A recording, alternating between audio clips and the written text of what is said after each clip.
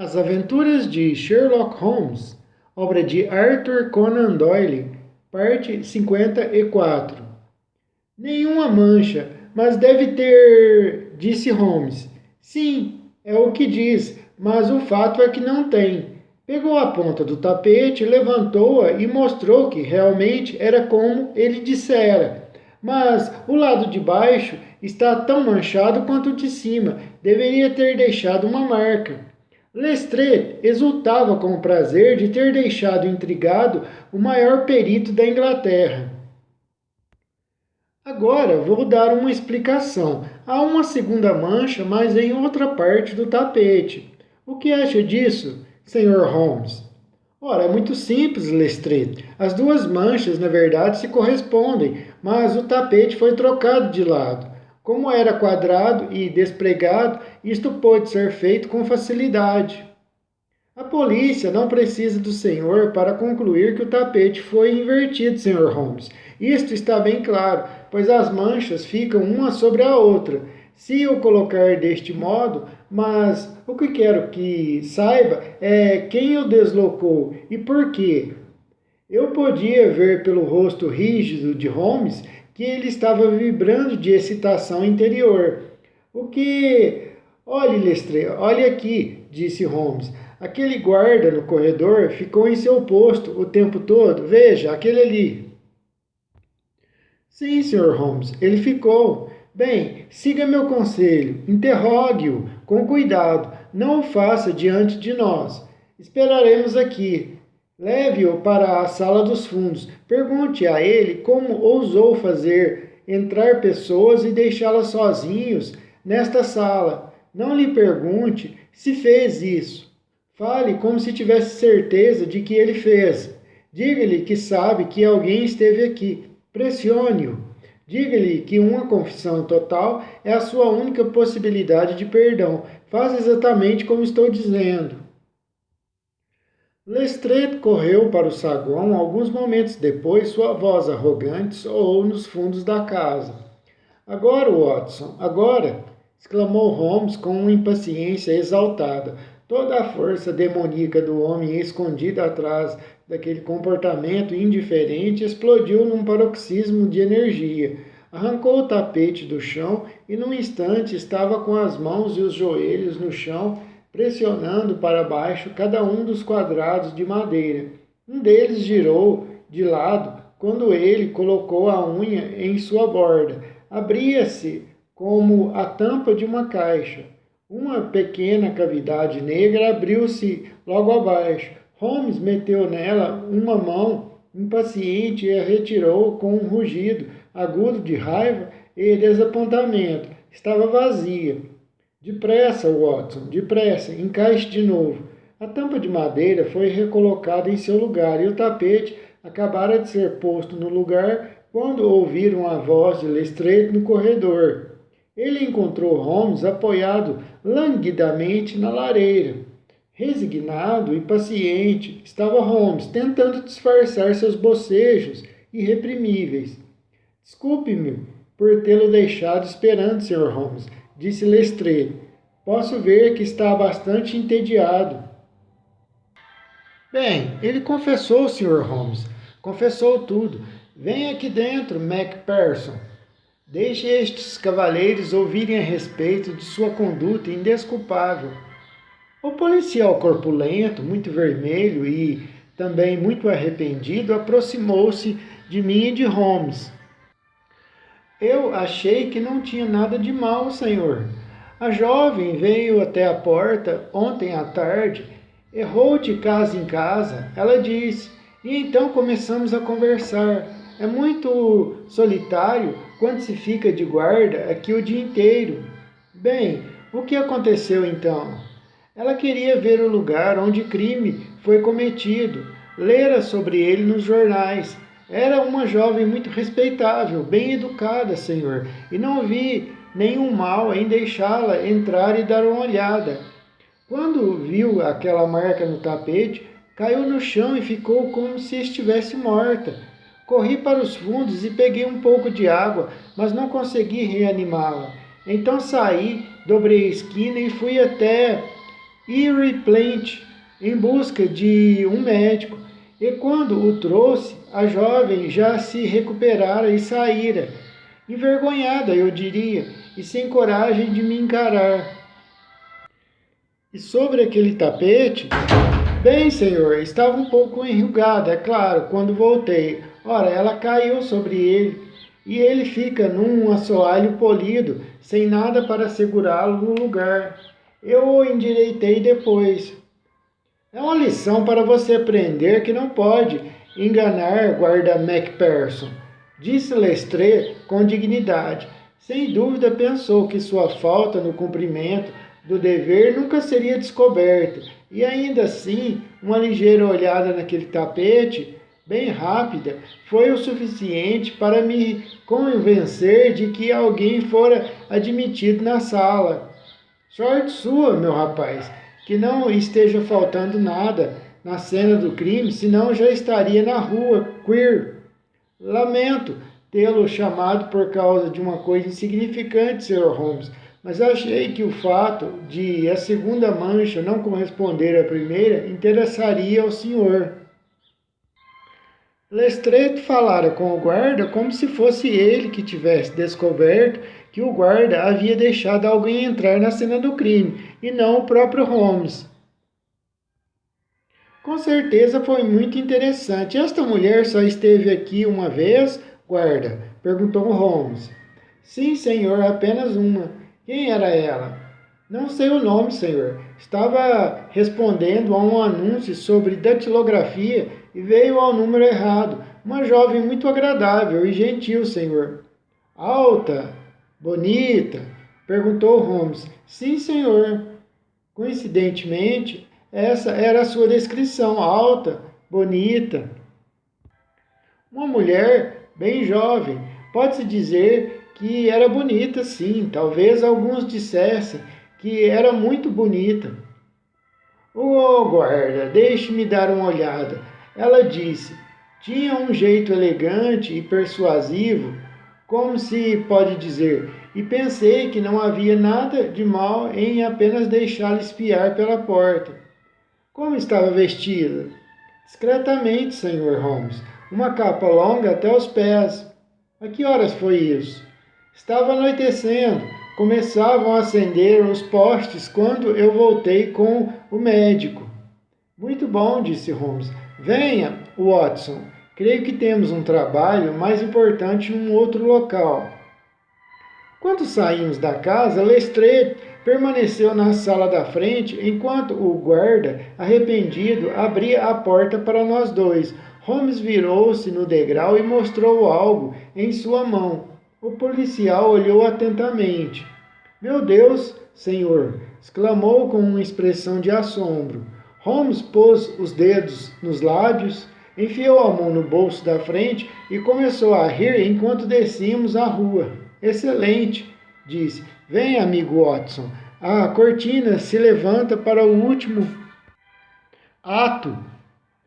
Ficará aliviado em saber que não haverá guerra nenhuma, que o honorável Delaney Hope não sofrerá nenhum golpe em sua carreira, que o soberano indiscreto não receberá punição alguma por sua indiscrição, que o primeiro-ministro não terá de lidar com nenhuma complicação europeia e que, com um pouco de tato e esperteza de nossa parte, ninguém perderá um centavo sequer, pelo que foi um incidente muito perigoso. Enchi-me de admiração por Holmes, como era extraordinário. Você solucionou o caso, Holmes, por isso está nessa alegria, exclamei. Quase, Watson, quase. Alguns detalhes ainda não foram esclarecidos, mas já está a caminho.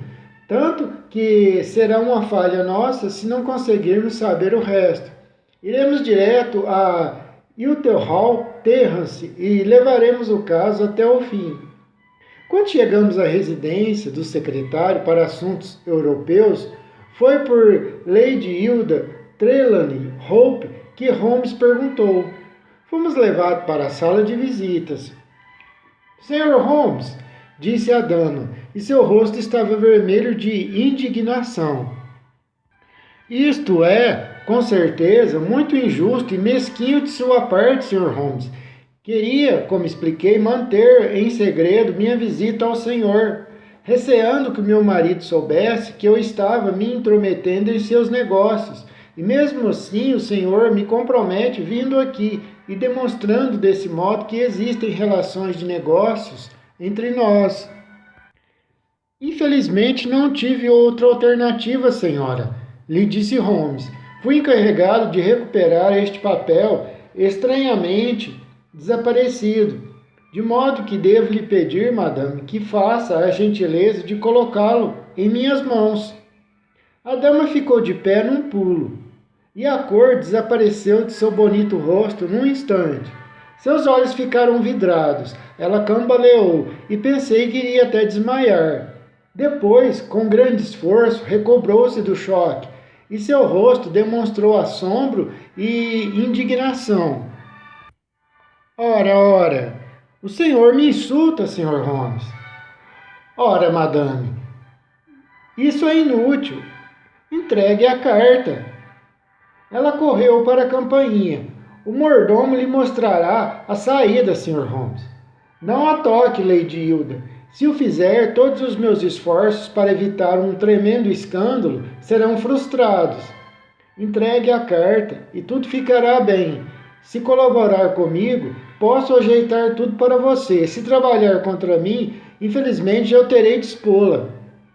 Ela parou, desafiadora, as feições majestosas, os olhos fixos nos olhos de Holmes, como se lesse a sua alma. Sua mão estava na campainha, mas ela não ousara tocá-la. Está tentando me amedrontar, está jogando comigo, Sr. Holmes. Não é uma atitude muito adequada a um homem, senhor. Vir aqui e me intimidar, fazer isso com uma mulher, o senhor diz que sabe de algo. O que sabe? Por favor, sente-se, madame.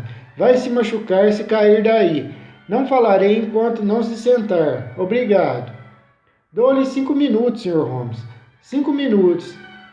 Um é suficiente, Lady Hilda. Não preciso mais que de 1 minuto para lhe contar tudo. Sei de sua visita a Edward Lucas, que lhe entregou o documento. Sei de seu engenhoso retorno ao aposento na noite passada e a maneira pela qual tirou a carta de seu esconderijo sobre o tapete. Ela o encarou com um rosto cadavérico e engoliu em seco 2 vezes antes de poder falar. Está louco, Sr. Holmes? O senhor está completamente louco! Exclamou finalmente. Ele tirou um pedaço de papelão do bolso. Era o rosto de uma mulher cortado de um retrato. Trouxe isto porque pensei que poderia ser útil, disse Holmes. O policial a reconheceu. Ela deu um gemido e apoiou a cabeça no encosto da cadeira. Vamos, Lady Hilda. A senhora está com a carta. O caso ainda pode ser consertado. Não desejo criar-lhe nenhum problema. Minha obrigação termina quando eu devolver a carta perdida ao seu marido. Siga o meu conselho e seja franca comigo. É a sua única chance. Sua coragem era admirável. Mesmo agora não se deixava vencer por Holmes. Afirmo de novo, Sr. Holmes, que está absolutamente equivocado. Holmes levantou-se da cadeira. Então eu sinto muito, senhorita Lady Hilda. Eu fiz o máximo que pude. Vejo que foi tudo em vão. Ele tocou a campainha. O mordomo entrou. O senhor Trelawney Hope está em casa? Perguntou Holmes. Ele estará em casa, senhor, às 12h45, respondeu o mordomo.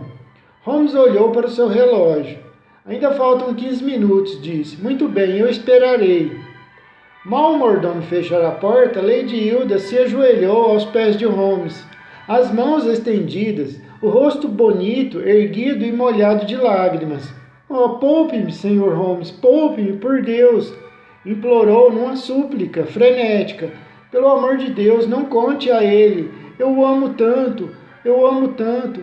Não seria capaz de provocar uma única mancha em sua vida tão honrada, e sei que isto partiria seu coração nobre. Holmes ergueu a dama do chão. Estou grato, madame, por ter dado ouvidos enfim à razão, mesmo neste último instante. Não temos tempo a perder. Onde está a carta? Ela correu até uma escrivaninha, destrancou-a e tirou um envelope azul comprido. Aqui está, Sr. Holmes. Gostaria de nunca tê-la visto na vida. Como podemos devolvê-lo? Murmurou Holmes. Rápido, rápido, devemos pensar. Pensar em alguma maneira de devolver esta carta. Onde está a caixa de correspondência, por favor? Aqui no quarto dele, Sr. Holmes. Que golpe de sorte! Depressa, madame. Traga-me aqui a caixa de correspondência. Logo depois, ela apareceu com a caixa vermelha na mão. Como a abriu antes? Tem uma duplicata da chave? Holmes lhe perguntou. Sim, é claro. Tenho, Sr. Holmes. Abra. De seu decote, Lady Hilda tirou uma chave pequena. A caixa foi então aberta. Estava entulhada de papéis. Holmes enfiou o envelope azul no meio de um grande documento.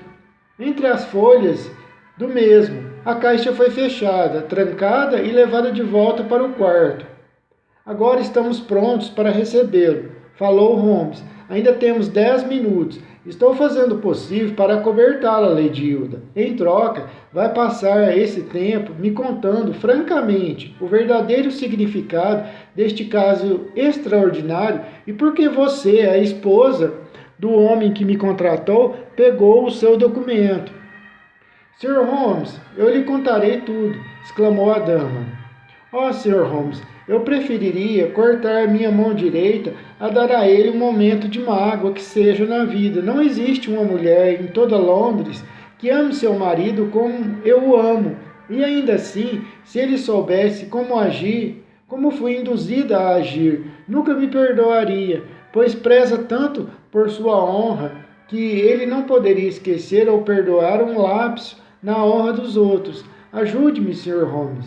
Minha felicidade, a felicidade dele, nossas próprias vidas estão em jogo. Depressa, madame, o tempo está acabando. Era uma carta minha, Sr. Holmes, uma carta indiscreta, escrita antes do meu casamento. Uma carta boba, de uma garota impulsiva e romântica.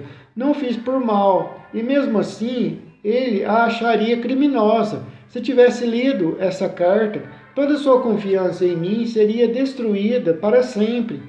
Já se passaram anos desde que a escrevi. Pensei que todo esse assunto estivesse esquecido.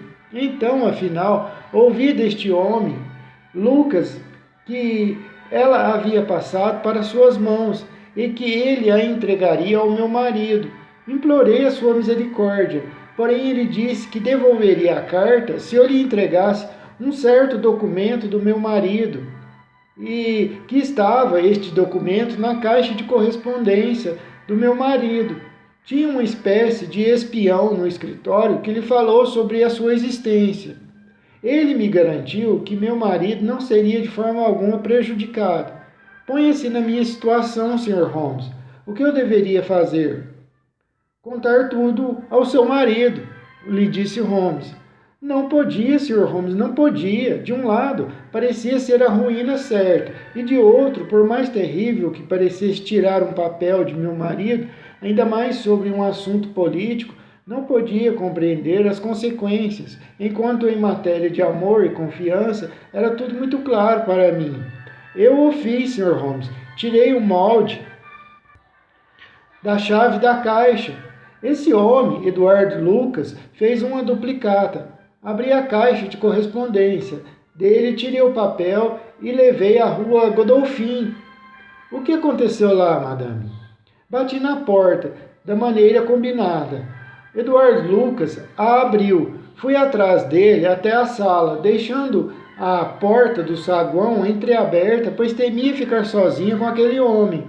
Lembro-me de que havia uma mulher do lado de fora quando entrei. Nosso negócio foi feito logo. Ele estava com a minha carta em sua mão e eu lhe entreguei o documento.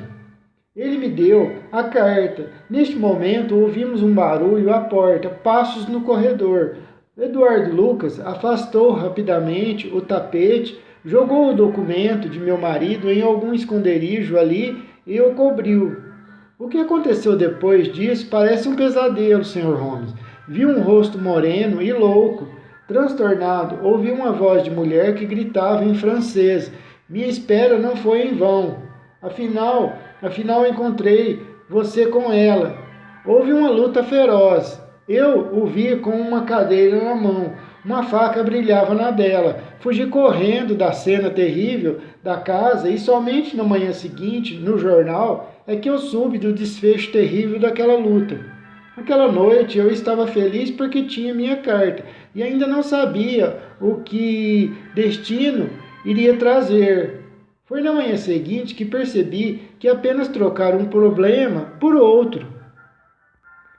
A angústia do meu marido com a perda do documento tão importante me doeu no coração.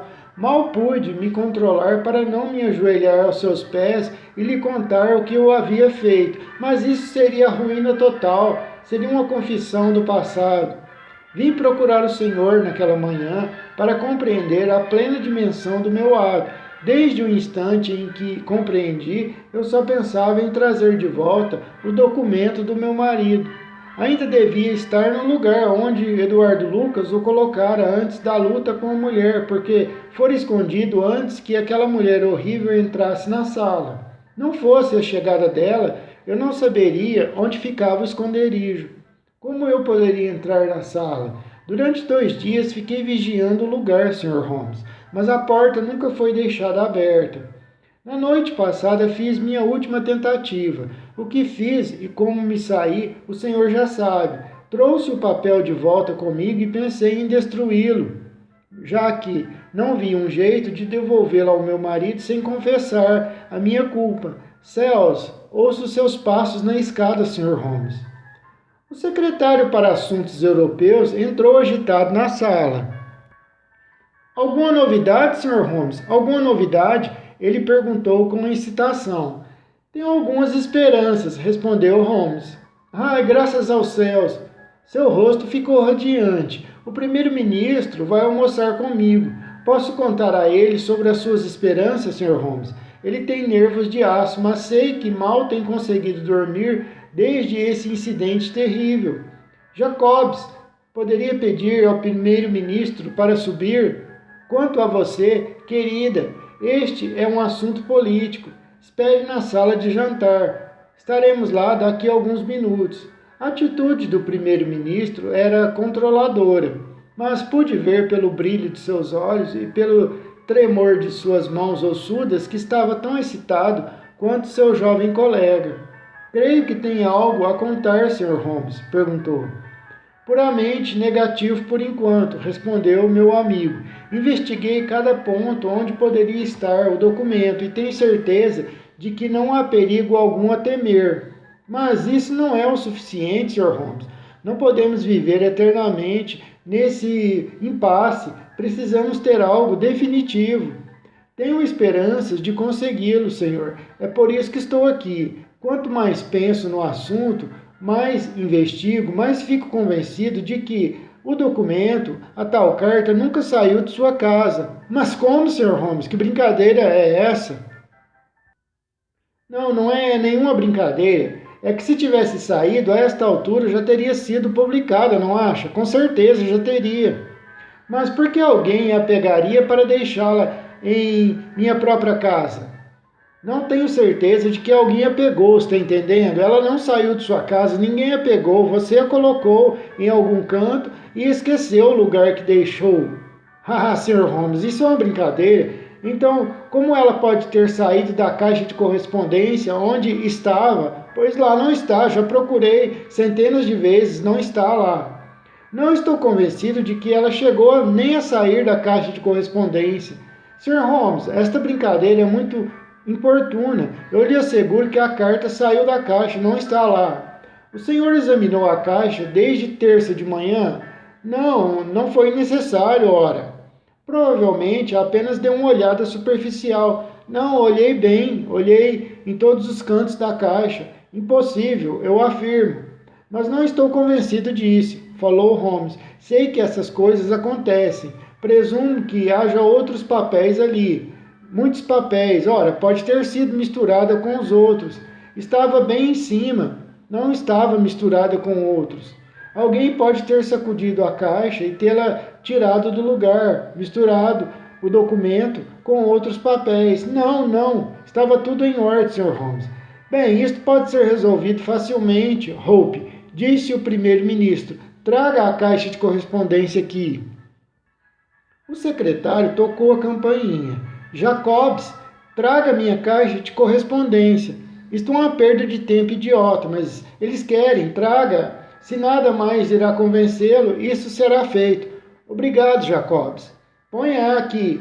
Sempre guardei a chave na corrente do meu relógio. Aqui estão os papéis, veja. Carta do Lord Maron, relatório de Sir Charles Hard, memorando de Belgrado, notas sobre as taxas de grãos russo-germânica, carta de Madrid, bilhete do Lord Flowers. Meu Deus, o que é isto? Lord Bellinger. O primeiro-ministro viu o envelope azul na mão dele. Sim, é ele, e a carta está intacta. Hope, eu lhe dou parabéns. Obrigado, que peso me tirou do coração, mas isto é inconcebível. É impossível, Sr. Holmes. O senhor é um feiticeiro, um adivinho. Como descobriu que a carta estava aqui? Sendo que eu a procurei por diversas vezes e ela não estava aqui.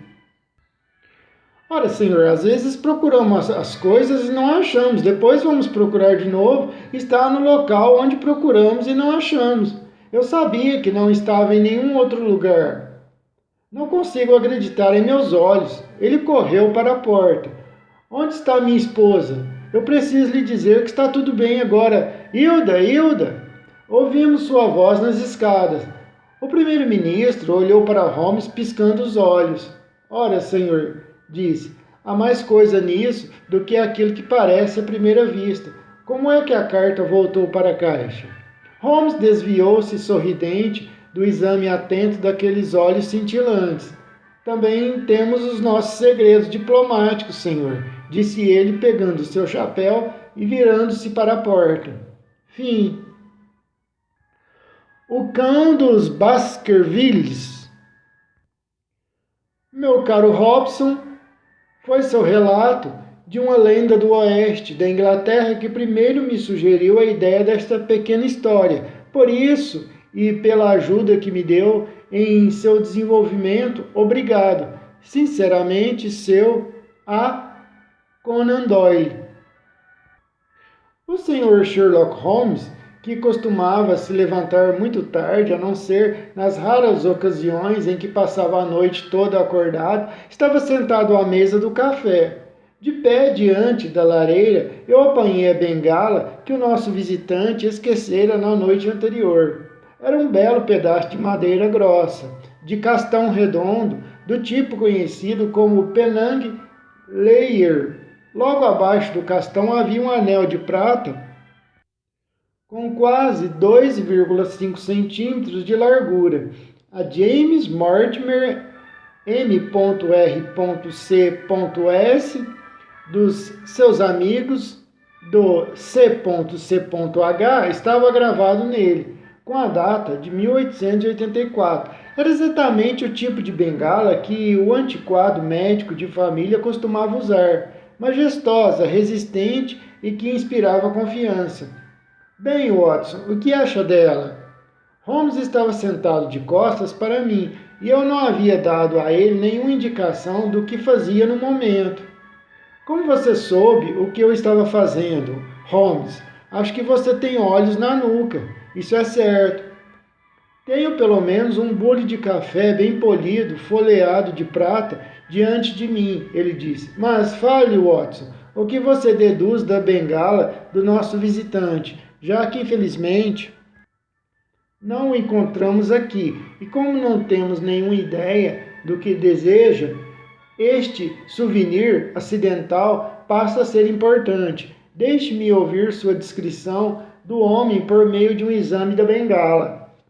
Acho, disse eu, seguindo até onde podia os próprios métodos do meu amigo Holmes, que o Dr. Mortimer é um médico idoso, Holmes, bem-sucedido e muito estimado, já que aqueles que o conhecem deram-lhe este testemunho de sua estima.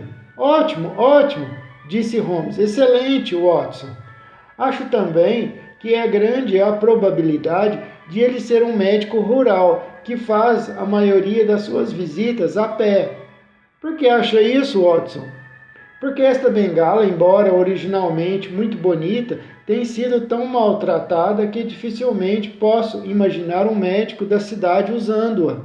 A grossa ponteira de ferro está bem gasta, portanto é evidente que ele tem caminhado muito com ela. Perfeitamente lógico a sua dedução, Watson, disse Holmes. E ainda há os amigos do C.C.H. Imaginaria isso como sendo alguma coisa de caça. O grupo de caçadores locais, cujos membros possivelmente receberam dele alguma assistência cirúrgica e que, em retribuição, tenham-lhe dado um pequeno presente, a bengala. Realmente, Watson, você está se superando, disse Holmes, empurrando sua cadeira para trás e olhando para mim entusiasmado. Sinto-me obrigado a dizer que em todas as histórias que teve a bondade de descrever a respeito das minhas pequenas proezas, você costuma subestimar a sua própria capacidade. Talvez você mesmo não seja luminoso, mas você é um condutor da luz. Algumas pessoas, mesmo não dotadas de genialidade, têm um poder notável de estimulá-la. Confesso, meu caro Watson, que lhe devo muito. Genialidade. Ele nunca havia falado tanto sobre isso antes, e devo admitir que suas palavras me deram um intenso prazer, porque muitas vezes eu ficava magoado com a sua indiferença, pela minha admiração e pelas tentativas que eu fazia para dar publicidade aos seus métodos. Fiquei orgulhoso também ao pensar que havia dominado tanto o seu sistema a ponto de aplicá-lo de forma a obter a sua aprovação. Ele tomou a bengala de minha mão e examinou-a por alguns minutos. Depois, com uma expressão de interesse, olhou para mim, olhou para a bengala e a examinou novamente com uma lupa. Interessante, embora elementar, ele disse ao voltar para o seu canto favorito do sofá. Há certamente uma ou duas indicações na bengala. Elas nos dão a base para várias deduções, Watson. Alguma coisa me escapou, Holmes? Perguntei com alguma presunção. Espero não ter deixado de perceber nada importante. Receio, meu caro Watson, que a maioria das suas conclusões esteja errada. Quando eu disse que você me estimulava, eu quis dizer, para ser franco, que ao notar os seus enganos, algumas vezes fui conduzido na direção da verdade. Não que você esteja inteiramente errado neste caso. O homem é certamente um médico do campo e anda um bocado. Então eu estava certo, Holmes. Até esse ponto apenas, Watson. Mas isso não era tudo? Não, meu caro Watson. Não tudo, de modo algum tudo. Eu sugeriria, por exemplo, que é mais provável que um presente a um médico seja dado por um hospital do que por um grupo de caçadores e que, quando as iniciais CC. São colocadas antes desse hospital, as palavras Charing Cross surgem naturalmente, entende? Talvez você tenha razão, Holmes. A probabilidade está nessa direção, e se considerarmos isto uma hipótese de trabalho, temos uma nova base da qual começar a reconstituição do nosso visitante desconhecido. Bem, então, supondo que C.C.H. signifique Charing Cross Hospital, que outras deduções podemos fazer? Não há nenhuma óbvia. Você conhece os meus métodos. Aplique-os, Watson. Só posso pensar na conclusão óbvia de que o homem clinicou na cidade antes de ir para o campo.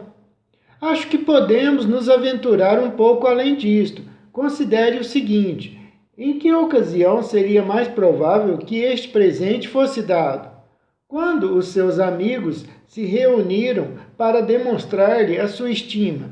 Obviamente, no momento em que o Dr. Mortimer retirou-se do serviço do hospital para começar a clinicar por conta própria. Sabemos que existiu um presente. Achamos que houve uma mudança de um hospital da cidade para uma clínica no campo. Neste caso, Watson, estaríamos indo longe demais na nossa dedução se disséssemos que o presente foi por ocasião da mudança? Isso certamente parece provável, Holmes. Agora você observará que ele não podia fazer parte da equipe do hospital, já que só um homem bem estabelecido numa clínica londrina poderia ter uma posição dessas, e um homem assim não iria se meter no campo. O que ele era, então? Se ele estava no hospital e, apesar disso, não fazia parte da equipe, só podia ser o cirurgião residente ou médico residente, pouco mais que um estudante do último ano. Ele saiu há 5 anos, a data está na bengala, portanto, o seu médico de família, sério, de meia idade, evaporou-se, meu caro Watson, e surge um sujeito jovem, com menos de 30 anos, amável, sem ambição, distraído e dono de um cão de estimação que eu descreveria de modo aproximado como sendo maior do que um terrier e menor do que um mastim. Ri com incredulidade quando Sherlock Holmes recostou-se no seu sofá e ficou a me olhar com uns... Ri quando Sherlock Holmes recostou-se no seu sofá e ficou me olhando com aquela sua cara. Quanto à última parte, não tenho nenhum meio de conferir, eu disse, mas pelo menos não é difícil descobrir alguns detalhes sobre a idade e a carreira profissional do homem. Da minha pequena prateleira de livros de medicina, tirei o catálogo dos médicos e procurei o nome. Havia vários Mortimers, mas só um podia ser o nosso visitante. Li em voz alta o seu registro. Mortimer, James, Mr. C.S. 1882, Grimper, Dartmoor, Devon, cirurgião residente, de 1882 até 1884, do Hospital Charing Cross, vencedor do Prêmio Jackson de Patologia, comparada com um ensaio intitulado A Doença é uma Reversão, membro correspondente da Sociedade Sueca de Patologia, autor de algumas anomalias do ativismo, Lancet, 1882. Progredimos, Journal of Psychology, março de 1883. Médico oficial das paróquias de Grimper, Torsley e Wig Baron. Nenhuma menção àqueles caçadores locais, Watson, disse Holmes com um sorriso maroto. Mas um médico rural, como você observou com muita perspicácia, acho que estou razoavelmente justificado em minhas deduções. Quanto aos adjetivos, eu disse, se me lembro bem, amável, sem ambição e distraído. Segundo minha experiência, só um homem amável neste mundo recebe provas de estima. Só um homem sem ambição abandona uma carreira em Londres por uma no campo. E só um homem distraído deixa sua bengala e não o seu cartão de visitas após esperar 1 hora na sala da gente. E o cachorro? Tem o hábito de carregar esta bengala atrás do seu dono. Já que é uma bengala pesada, o cachorro a segura com força pelo meio e as marcas dos seus dentes são visíveis, Watson. A mandíbula do cachorro, como mostra o espaço entre estas marcas, é larga demais, na minha opinião, para um terrier e não suficientemente larga para um mastim. Poderia ser, sim, por Deus, é um spaniel de pelos encaracolados. Ele havia se levantado e atravessado a sala enquanto falava. Agora parou na janela. Havia tamanha convicção nas palavras de Holmes que ergueu os olhos surpreso. Se tudo aquilo que Holmes dizia fosse mesmo verídico, Holmes era um verdadeiro adivinho, um profeta, eu diria. Meu caro amigo, como você pode ter tanta certeza disso? Por fim, lhe perguntei. Pelo simples motivo de que estou vendo o próprio cachorro no degrau da nossa porta. E aí está o toque de campainha do seu dono. Não saia, Watson, peço-lhe. Ele é seu irmão de profissão e sua presença pode ser útil para mim, entenda. Agora é o momento dramático do destino, Watson. Quando se ouve um passo na escada que está caminhando para dentro da vida da gente. E não se sabe se para bem ou para mal, entende, meu amigo? O que o Dr. James Mortimer, homem de ciência, pede a Sherlock Holmes, o especialista em crimes? Entre. A aparência do nosso visitante foi uma surpresa para mim, já que estava esperando um clínico rural típico. Ele era um homem muito alto e magro, com um nariz comprido, com um umbigo que se projetava entre os dois olhos cinzentos, vivos, muito juntos, e faiscando por trás de um par de óculos com aros de ouro. Estava vestido de modo profissional, mas bastante desleixado, porque sua sobrecasaca estava suja e suas calças puídas. Embora fosse jovem, como na descrição de Holmes, 1-0 para ele, suas costas compridas já estavam curvadas, e ele caminhava com um impulso da cabeça para frente e um aspecto geral de atenta benevolência. Quando entrou, seus olhos caíram sobre a bengala na mão de meu companheiro, e ele correu para ela com uma exclamação de alegria. Estou tão contente, ele disse. Eu não tinha certeza se a havia deixado aqui ou no escritório da companhia de navegação. Eu não perderia essa bengala por nada neste mundo. Um presente, vejo, disse Holmes. Sim, senhor, um presente. Do hospital Charing Cross, de um ou dois amigos de lá por ocasião do meu casamento. Meu Deus, isso é mal, disse Holmes sacudindo a cabeça. O Dr. Mortimer piscou um pouco espantado com o que dissera Holmes. Por que isto é mal? Apenas porque o senhor desorganizou as nossas pequenas deduções de agora a pouco. O seu casamento, diz o senhor? Sim, eu me casei de modo que deixei o hospital e com ele todas as esperanças de clinicar. Foi necessário para montar um lar. Vamos, afinal de contas, não estamos errados, disse Holmes. E agora, Dr. James Mortimer? Senhor cavalheiro, senhor, um humilde M.R.C.S.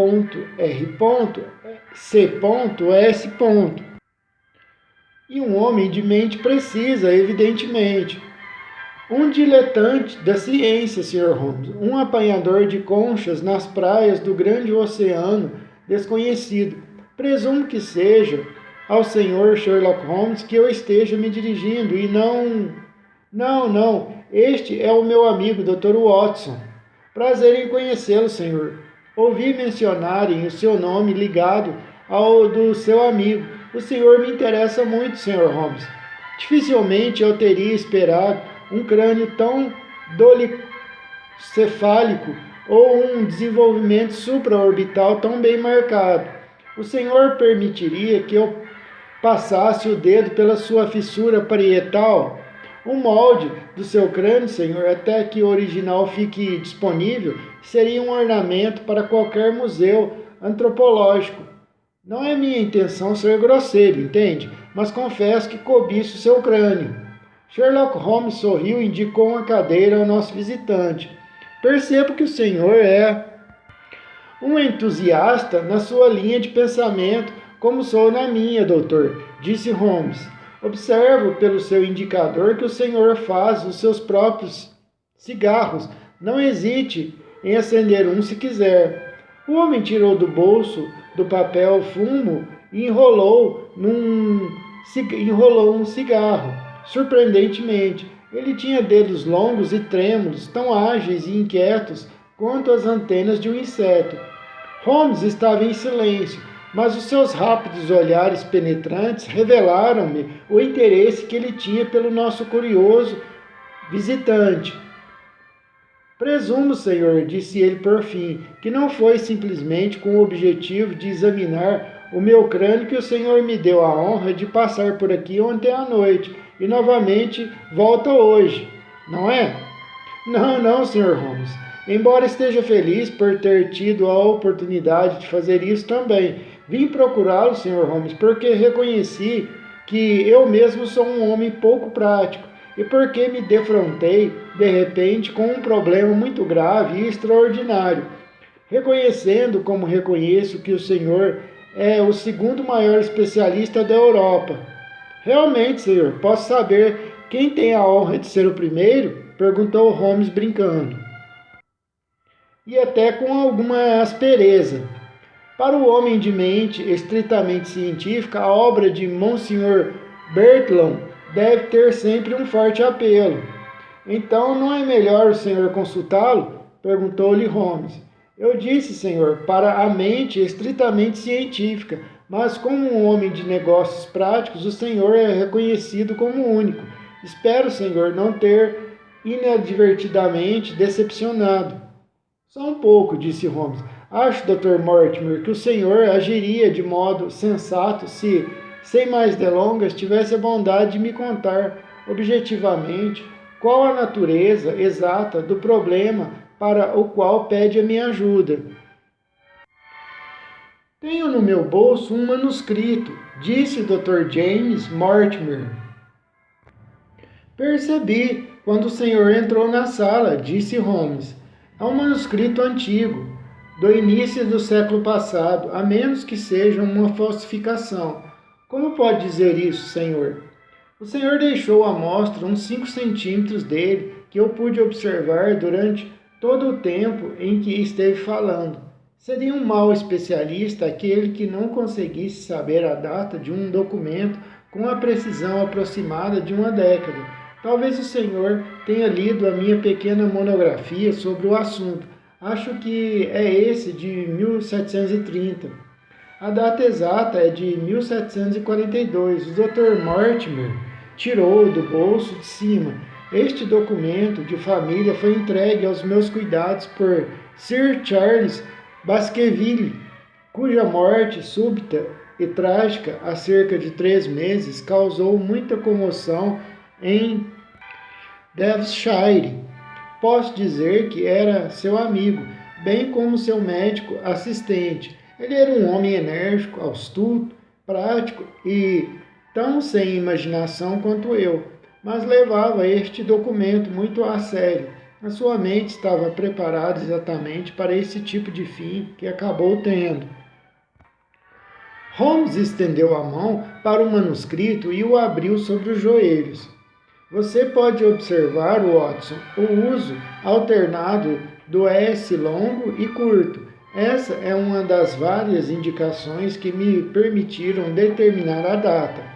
Olhei por cima do seu ombro para o papel amarelo e a escrita desbotada. Em cima estava escrito Mansão Baskerville e embaixo, em números grandes rabiscados, 1742.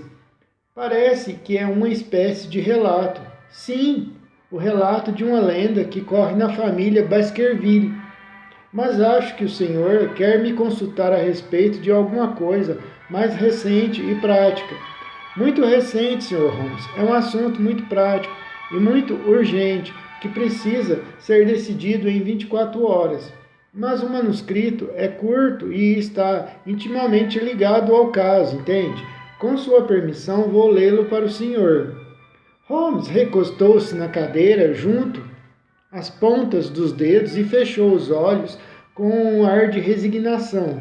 O Dr. Mortimer aproximou o manuscrito da luz e leu, numa voz alta e desafinada, esta narrativa antiga e curiosa que se segue abaixo.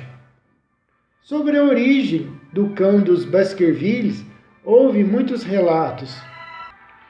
Mas como eu descendo em linha direta de Hugo Baskerville, e como ouvi a história de meu pai, que também a ouviu do seu, eu a registrei acreditando que ela ocorreu do modo como está retratada aqui, e gostaria que vocês acreditassem meus filhos, que a mesma justiça que pune o pecado também pode perdoá-lo com benevolência, e que nenhuma condenação é tão pesada que não possa ser anulada pela prece e pelo arrependimento.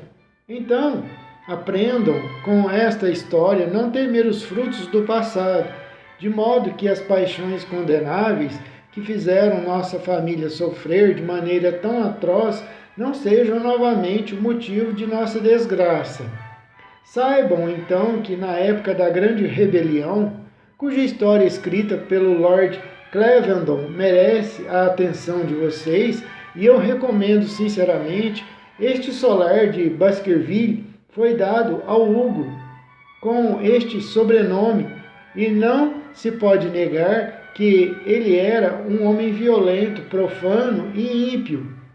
Isto, na verdade, seus vizinhos podem ter perdoado, já que santos nunca floresceram nessas regiões, mas havia nele uma tendência cruel e insolente que tornou seu nome conhecido em todo o Oeste.